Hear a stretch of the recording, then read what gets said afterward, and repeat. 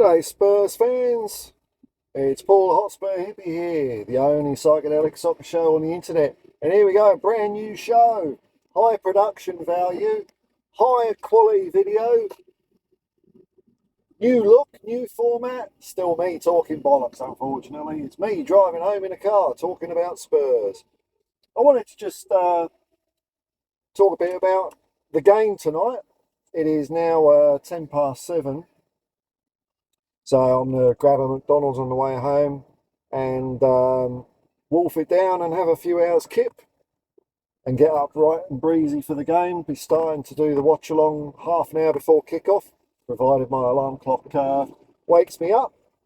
And I'm excited. I think it'll be a good game. Be a good game of football.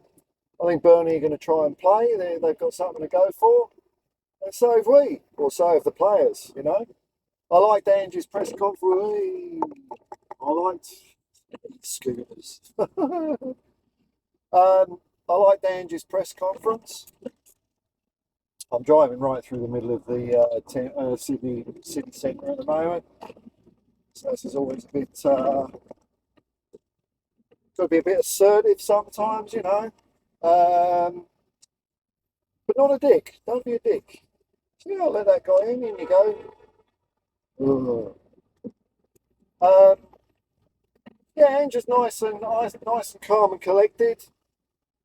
It was interesting to hear him talk about his experience with Yokohama in Japan, about how their first year was not, I remember it wasn't very good at all. It was, they were verging on relegation at one point. But like Ange said, he knew there was enough there to come good.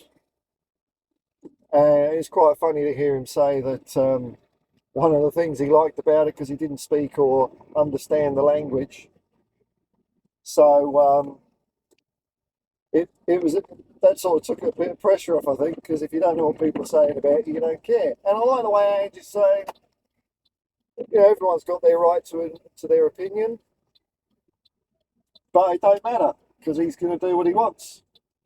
It's funny, I asked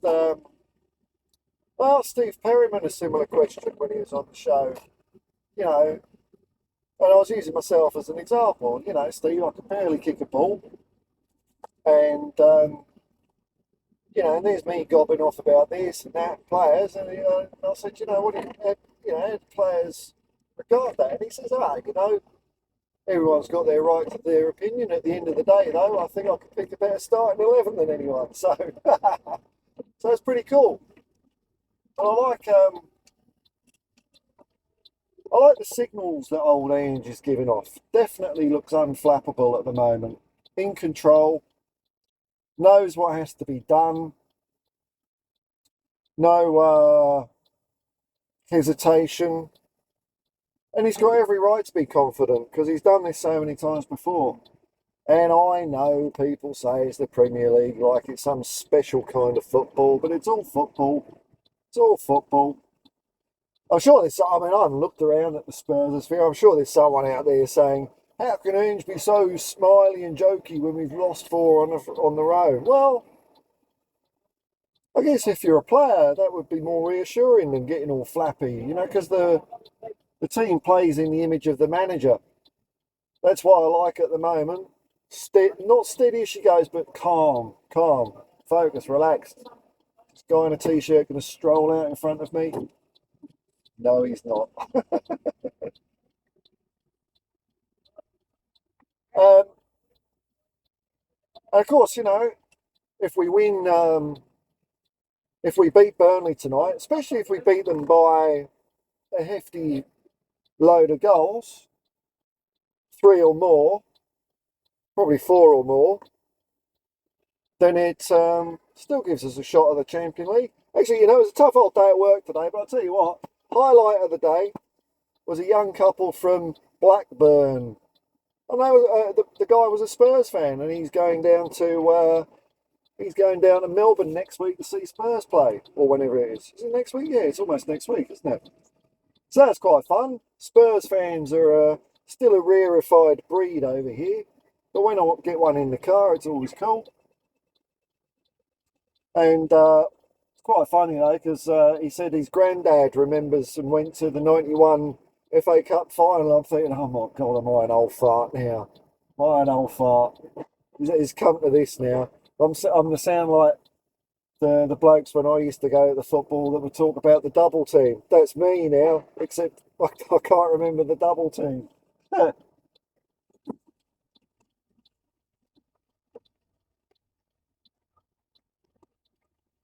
So there's a lot to play for tonight. Well, there's a lot of pride for players. Ange is quite adamant about Son Heung-min being part of the future plans of Tottenham, which I think is great. I'm not really up for selling him at all. He's one of our classiest players, you know. You know, who you know, if you've got a guy that's got a chance at goal, like one on one or with you know a couple of defenders, who do you want to have the ball out of our team at the moment? It's Son Heung-min. Well, the other thing he did say was, you know, Skip's got a future, which, you know, so maybe you can take all that with a pinch of salt. But, you know, he's not going to sit there and say, oh, no, we're going to get rid of him. We're going to get rid of him. The closest we got to that was when a journalist before the summer, hang on, what do you call it over there? Summer here, so it was winter. The January transfer window. Uh, Something like, can you still with your injured centre backs, can you still afford to let Eric Dyer go? And Ange just said, yep. Or he didn't say yep, he said yes, which is a cool answer. But I mean, I think it's a dumb question to ask a manager. Oh, are you going to keep this player? Are you going to sell it? Because what's he going to do? What's he going to do? What? So, oh no, we're going to get rid of him. He's shit. You know, you can't do that just because on the off chance a player comes good. You know, and you can't give them too many assurances about being safe and comfortable either. So how are you supposed to answer it? You know, everything's up for grabs or something like that. I mean, that's as good as saying you're out as well. So I get it why it's a bit of argy-bargy over there. I get it why journalists ask these questions, but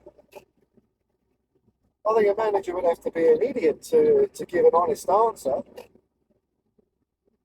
You know,